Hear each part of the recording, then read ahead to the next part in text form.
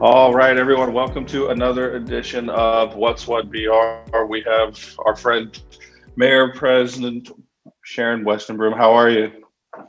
I'm doing well, Brandon. Thanks for having me again. No, thank you. I say it at the end all the time, but everybody's got more important people to talk to than me. So I appreciate you taking some time to fill us in on what's going on. We've got a lot happening. Where we just we're right there at hurricane season, working its way in and trying to get people. People need to know kind of what's going on and some different things there. But wanted to get you in and talk about a little bit about that. And we hear there's some of the get healthy initiatives. And so where do we dive in at? What's happening Well, today in your world? let's start with the get healthy. You mentioned that as you in your comments, and then we'll talk about some of the. Let me just say this: we're not at a shortage of issues to talk about, so I'll just share that with you. But Okay. we have our Go Get Healthy program, which is housed within the mayor's. It is housed within our mayor's Healthy City initiative, and the Go Get Healthy program focuses on addressing food insecurity, increasing access, promoting healthy habits, and eliminating food deserts. And so, what we have been doing, Brandon, is working with coalitions and organizations that produce and distribute fresh food, provide educational opportunities that connect our community members with the local food system to improve their food security and overall health. And so recently, as I said, we have a number of partners, but recently we have 9 new partner organizations. And this just goes to show you what can happen with partnerships, public-private partnerships. So now we have the American Heart Association, Baton Rouge Community Farm, Our Lady of the Lake, LSU Health North Clinic, and Top Box Foods. And the new partners that are going to be working with us will receive a combined total of $175,000 in grants to focus on Go Get Healthy goals. So we can increase the opportunity for people to have affordable and nutritious food within their communities. Wow. You mentioned the food deserts, and I was reading about that a while back. And it's amazing. Sometimes people don't realize what it is. I have a friend of mine who he's got a CPA firm, and somebody came in and from another country, and he was talking with him. I forget the exact story of how it all connects, but he had asked her what was the most interesting thing. This woman, she was I think from China, I believe, and was like, what was the most interesting thing that you find different here? And the answer was everything you eat comes out of a can or a box. It was nothing fresh. And it really like it sunk in and it kind of resonated a little bit where it was like, man, even, from the macaroni and cheese to, the tuna, like it's all there. It's not fresh. And so we started talking about it. And then this was years ago. And it's amazing. I'm not knocking the grocery stores. I like my grocery stores, but like to get to a produce stand, to find some of that fresh, not only is it's fresher, I believe, but it lasts longer and it's so much, it's a lot cheaper, frankly, Yeah. at the end of the day. And I was there not too long ago at one and I had to ask, I'm like, did you really ring everything up? Is that it? That's all I owe you? You sure? But not everybody has that access, to be able to find that right around the corner from their house. So I think this is to hear that you've got that many more people getting involved in helping solve the problem. That's what we need, Yes. right? It's about solving the Yeah. problems. Yeah. I too love fresh produce. I love vegetables. I'm a vegetable girl, and I just love vegetables.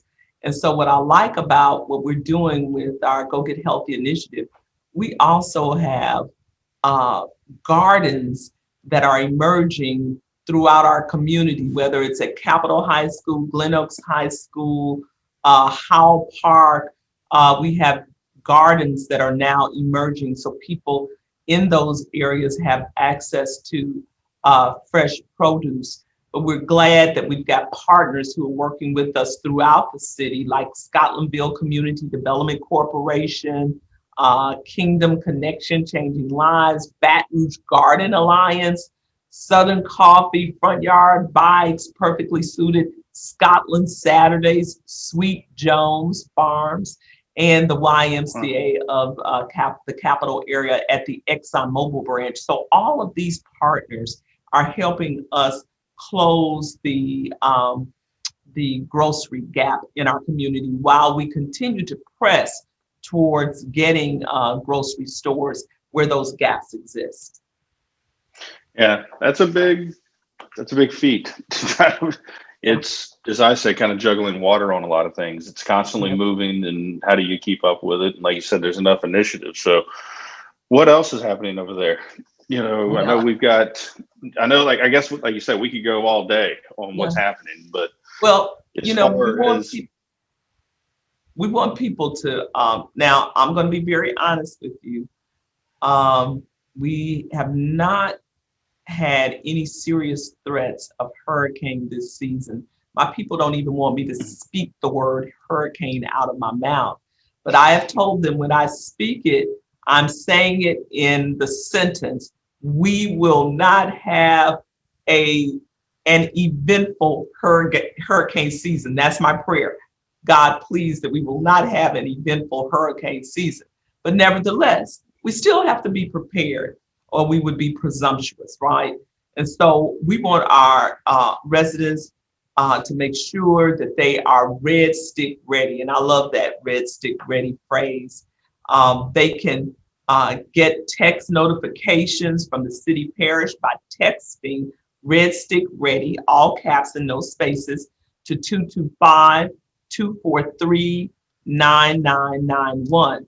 And so when people do this, then they enroll for updates from the mayor's office of Homeland Security and Emergency Preparedness. And people can be prepared by having emergency supplies, making sure they have water in their home. And right now, I think that everyone should consider flood insurance if you don't already have it. Because while we know that some people live in flood zones and some don't, the truth of the matter is managing water is a way of life for us here in South Louisiana. So I'd uh, like for people to go on the side of having that flood insurance and not having flood insurance. I know that you know a lot of people who flooded in the May flood, including yourself. And I will tell you that we've uh, had a special contractor to pick up debris because I told my people folks are working to get back in their homes. And I don't want people constantly being reminded of the experience by seeing that debris out there. And so we really went to work on getting the debris by hiring contractors, to pick up the debris expeditiously. And our goal, if there's still any debris left out there, our goal is to have it picked up within the next week, weather permitting. And I am going to venture off, Brandon, if I may, into the fact that we are working tirelessly on drainage because it is a hot topic, and I understand it. Last week we allocated $20 million in funding from the American Rescue Plan to expedite drainage projects in our parish. And I believe that folks already saw some of the work that was being done last week immediately. And so we're going to continue to clean out storm drains, remove sediment and debris to ensure that water can flow and drain effectively during rain events and storms. So we're working on it, and it's a top priority for our administration. that's a lot of money to throw, right out of the gate at it. So I think that's a big. I think, yeah, people have talked about it. As you mentioned, everyone knows I flooded. I flooded in 16. I flooded, 6 weeks ago. I was fortunate enough to where all the debris, everything I got out of my house, my neighbor came over and was like, "Hey, when's that debris going to leave?" And I said, "Well, what do you mean?" And they go, "Well, we're putting our house up for sale and we really don't like the idea of that." And I was like, "Well, I don't know. And he was like, can I haul it off for you? And I was like, you know what? There you go. If that's going to help you sell your house, you're more than welcome to haul it off. He's like, I don't want to give anybody the idea, because he didn't flood Uh-huh. or get any water. So I lucked out there. But I think I've told people, I think, it's not fun. I've been through it multiple times in different houses, as a matter of fact. But I would hope everybody would also understand it, that 6 weeks ago, drainage, yes, is important, but also let's just face the fact of we got a whole lot of rain really, really fast, and for somebody who flooded and is dealing with the pain of it, I'm at least, saying like that was incredible, what happened. Yeah. So We got it's we had one journalist has described what we've been experiencing as showers on steroids. And I think that captures it all. But I too flooded in 2016. So I know the pain, I know the frustration. I get it. And that's why that's one of the reasons I try to expedite addressing these issues. So, I will tell you, things are moving forward in that area. And as you know, we're reopened for business, events, activities now in the city. Have you noticed the buzzing going around? I started this show right in the beginning, it was almost like, hey, we're shutting everything down. And the next week I started talking to people, and you can go to the website and watch every episode. And I do it every now and then. People's demeanor is changed, to where, like, if you were talking to somebody in May of last year, it's like, man, I don't know what we're going to do, but we're going to try, we're going to adapt, we're going to retool.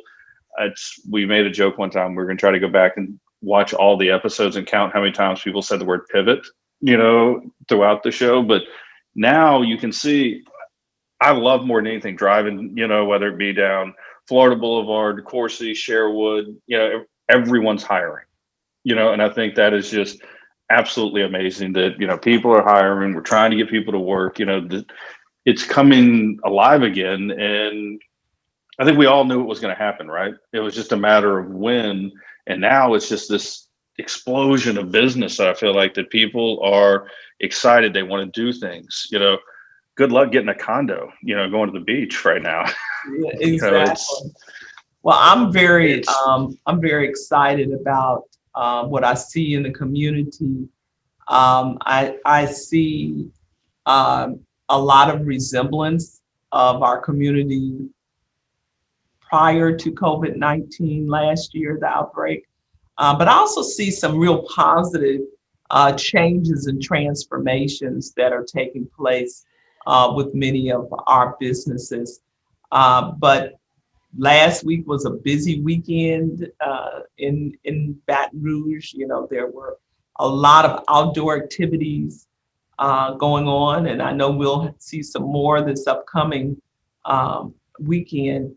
But we are still encouraging people to go ahead and get that vaccine, because we've been working to increase our numbers. We've administered over 10,000 vaccinations at our sites, and we're still making them free and accessible to people. One of our preferred locations actually is at the Mall of Louisiana. We see a lot of people come through there. But we also have still the site set up, our FEMA site over on Florida Boulevard as well. So we're trying to touch all pockets of our community. So if people want to receive a vaccine, and we hope that they would, we have the opportunities there for them. Yeah, I think we're seeing that everywhere. I see, some of the masks are dropping, at some places. I told somebody the other day I went to Costco and didn't have to have one on. So I was very excited, there. But I think I'm an entrepreneur, so I'm wired to be an optimist, right? There's always got to be something better, there. And I think even after the floods of 16, we came out, better and stronger, and people adapted, and we realized we were able to help each other. I think this most recent, the pandemic, it's changed things. You know, just even literally what we're doing right now. We're on a Zoom call. We're able to communicate information. We didn't have to get into a room. We didn't have to get a whole camera crew. We didn't have to set all this stuff up and try. It's a quick jump on a computer for a little bit. We do some information, but we're able to share information. And I think that's the key, you know, amongst everything, is communicating with everyone and letting them know this is the new way we're going to do things, or here's, you know, the way that, you know, takeout works at a restaurant, or, you know, I was able to drive through pizza pickup the other day. It's all these things make the community better. And now that everybody's rallying around, you know, events and starting to get back together, I think we're going to be better than we were before. I really do. I do too. I do too. And I was searching for one of my favorite quotes, but you know, what you said, Brandon, you reiterated what I think is part of the fabric of our community, and that is we are a very resilient community. And when the going gets tough, we rally together as a community. And I don't know too many other communities that have that type of resiliency. So I believe that's part of the character and fabric of our community. Absolutely. I've got, you mentioned quote I have on my desktop. It says, I've got it written on my desktop background. It's the quote from William Pollard. It says, "The arrogance of success is to think that what you did yesterday will be sufficient for tomorrow." And so that's good. I think it's, you know, we have to keep changing. We have to keep, you know, adapting. And as people get excited and they're out ready to go spend some money, I think it's just going to make us stronger. And it's going to allow people to do different things that they weren't able to do before, experience things that they weren't able before. And I've been saying it since the 16, you know, if you're living in Baton Rouge and you've been here long enough, we've got floods, hurricanes, you know, we've had every possible thing you can have. We got a lot of good potential authors that could write some stories, you know, at the end of their life of everything that they've been through. So it's, it'll work out well, I think, at the end. So I believe that. You know, my quote that I was searching for is from Simon Sinek, and he talks about, I'm not going to quote him verbatim, but he talks about there is nothing that can't be accomplished when a group of people are focused on a common goal and all head in that direction. And I believe that's so true. And that's what I have seen also here in the spirit of our citizens as well. Yeah, Simon's amazing. I've had a chance to talk with him before. And, really? Yeah, and we've talked about him coming actually to Baton Rouge. So more to come on that down the road. But he's a really good guy. And he knows a lot. You know, he's got an interesting perspective, you know, on things, where he kind of talks about, you know, you can get whatever you want as long as you go for it, but you don't stop other people from getting what they want. You know, and I think there's a lot of truth to that we've got to look at things differently. You know, it used to be, you know, I used to tell people the story in the middle of the kind of the height of the pandemic, that if you wanted to sell, you know, PPE masks to a hospital, you know, you had to get on a vendor list and had to go through procurement. You had to do all these other things. And at the height of it, really all you needed to do was just to show up with them in the back of your truck. You know, the lines in the sand, people have changed. The way business is being done has changed. And I think people need to just go after it and just go, well, it's not like that was, you know, we couldn't do it because I'm not on a vendor list, or I'm not there. Go out and start talking to people. You know, people are open, especially I've noticed, you know, in your office on initiatives that we've all worked on, you know, at the state level and even big business, people are looking for ways for people to be innovative. And so you don't have an excuse anymore to say, well, I don't have the money to go fly to Washington, D.C. You don't have to. Get on Zoom. It's free. You know, chop it down to less than 40 minutes. You can talk to whoever you want for free as much as you want. So it's and I will really say that, you know, one of the positive outcomes of COVID-19, in addition to having a vaccine, but one of the positive outcomes is the fact that people have become more creative, more innovative, and I've seen the entrepreneurial spirit really peak during this season, and that's a good thing. No, and it's good for the community, right? Mhm. It gets people engaged, more, and they're trying new things. And I think that's what it's about. And that's how we're going to grow as a community. I think, being able to share experiences. We've done a lot in the 3D modeling world to be able to show people places in Baton Rouge that they'd never be able to go to, so they can see it online. So I think overall, I think it's not, I don't want to say it's never a good thing that we went through, but we came out of it, better than we went into it, I think, Yeah, at the end of the stronger, day. So, stronger. Mhm. and I think I can say I'm allowed to say that because I did COVID and double pneumonia at the same time. Wow. So, so I got to get a little bit of a pass, I think, You've earned where that. some You've earned people. the right. You've earned the right. Yes. So, well, anything you mentioned, just to touch base before I let you run out of here, we've got a lot of money going after that drainage stuff, but you guys can't possibly know everything, or these groups that are working on it. Is there ways that, we want people, is there hey, I've got a culvert that's backing up in my, into my street, or is there, if they get on the website, or is it DPW, or, what would be the answer? Because you can throw money at it, but at Yeah. the same time, if you don't know, you don't know. That's a very good point. Two things. One is we have started our stormwater master plan, which is strategically looking at areas where drainage problems exist, and finding out where those areas are and what are the issues. Secondly, so we are using GIS mapping as well to help with that. Secondly, if people have a problem, um, they can certainly call 311. They can certainly call 311 about their particular issue. And they can always email me at mayor@brla.gov, mayor@brla.gov. Yeah, and I think that's important. We have a rule, kind of an unspoken rule in our office, that if you've got a problem, we want you to bring it to the forefront, but you're not allowed to bring that problem without a potential solution. Like, I don't need people just complaining. And I'll say this because it's probably easier for me to say it, but it's one thing for people to complain. But if you're going to if you're going to run around and complain to everybody in town about, your drainage problem or whatever it is, and you're not willing to pick up and call and tell the guy on the other end of 311, I don't know how to help you, buddy. I really don't, because your Facebook friends are not solving your problem. So, Very true. just being blunt with it. That's very true. And we do want to, we want to help our citizens. We want to solve the issues. And it works better when we all are working together towards that solution. Our goal is certainly to provide the services that our citizens deserve. And we will never back away from that.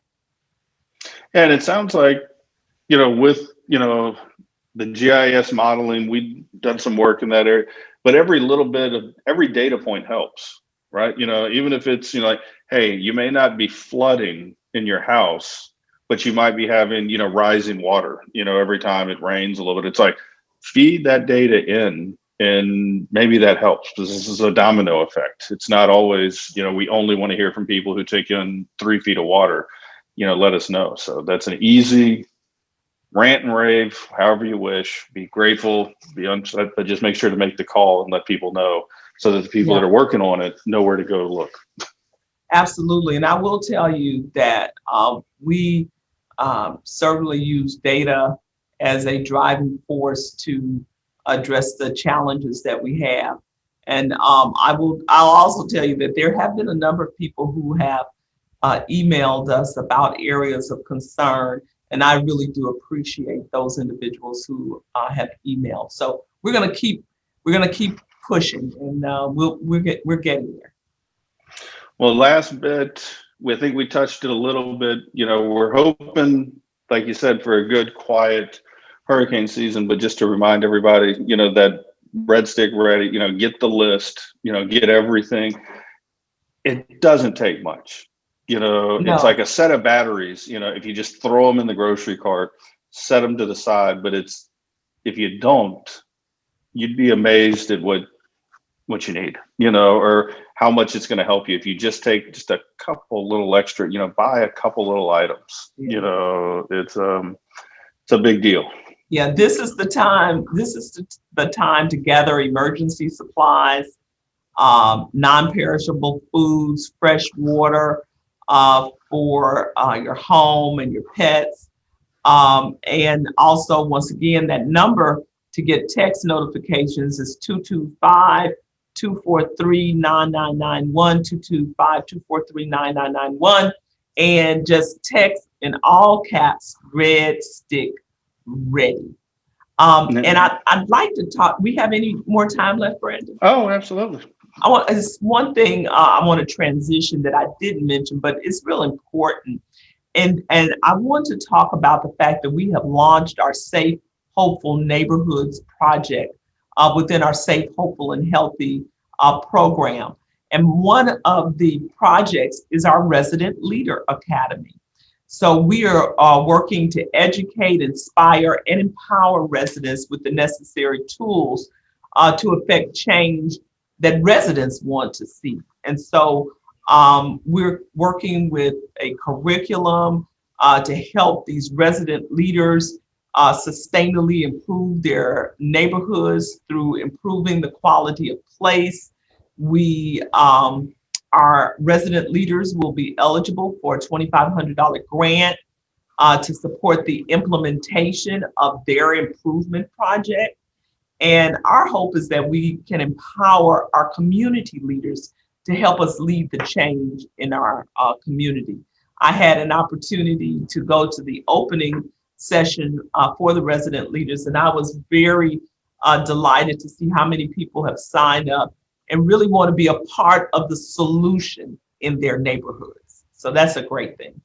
So I'm behind the curve on this one. So this is, you know, individual neighborhoods. We're looking for people to step up and say, you know, I'm going to take some ownership. I'm going to be the liaison, I guess, or, you know, I'm the one in, you know, my neighborhood, you know, Exactly. kind of that. Yeah. We've got, not to run down the whole chain of command and bureaucracy, but you get down at that, you know, council level, but that's still that councilman has a large area. So it's kind of like another layer, not an elected by any means, but somebody who's going to volunteer to step up and say, hey, I live in this neighborhood and I want to you know, call me, you know, or let me know what I need to do. And then you guys have the ability to kind of teach them and mentor them on what to do, how to do it, how to get probably resources that they need from the city. Am I reading between the tea leaves the right way? So actually what they're doing is they are like some of the boots on the ground, if you will. They're the eyes and ears of many things that happen in their community.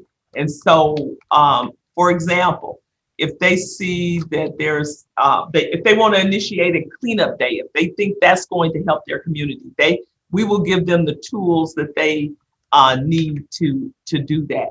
And so people can find out information about the Resident Leader Program and other initiatives by going to brla.gov and Safe, Hopeful, Healthy BR. Safe, Hopeful, Healthy BR. Put that in and you'll get to the link and you can find out a lot of the programs that we have to empower neighborhoods.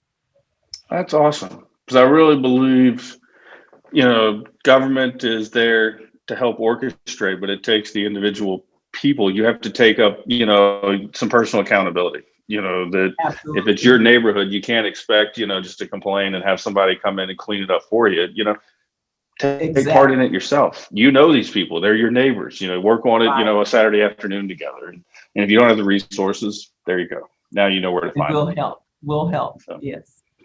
Well, that's awesome. I'd love to hear how that rolls out and how we can expand that. You know, if there's anything we can do to help with it, I'd love to help too. So, well, we'll give you an update on the next time I speak with you. We'll give you an update. Absolutely. Well, I really appreciate you taking the time doing this with us every couple of weeks, and just it's like I told you, one of the top viewed shows is when we have you come on and talk and tell people. I think it gives them a chance to really connect and feel and understand, rather than, we're not looking for sound bites here. We're wanting people to understand that, we're all individuals, and we're all in the same community, and we're all kind of going the right direction. Just sometimes we need somebody to navigate jump the hurdles for us. So we appreciate that. Well, thank you. Thanks for having me, and I look forward to our next conversation. Awesome. You have a great day. Okay, you too. Bye-bye.